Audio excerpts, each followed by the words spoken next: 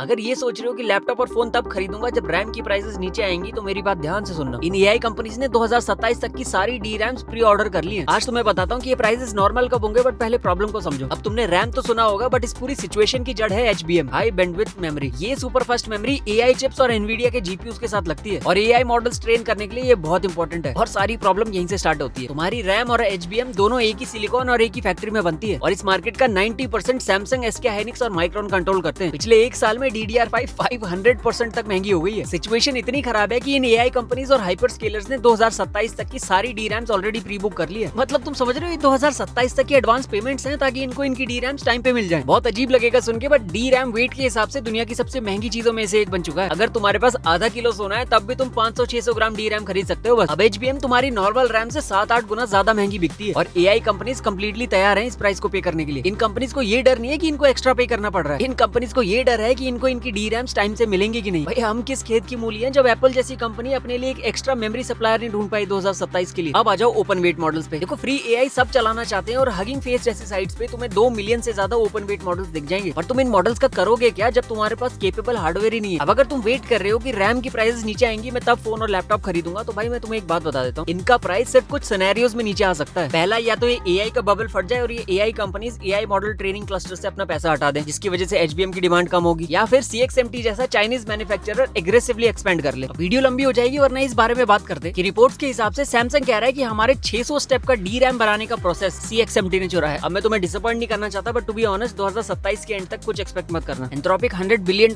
Raise करने का plan कर रहा है, वो भी $2 ट्रिलियन की वैल्यूएशन पे। तो ये गेम अभी और चलेगा। खरीद लो यार, किसी का वेट मत करो।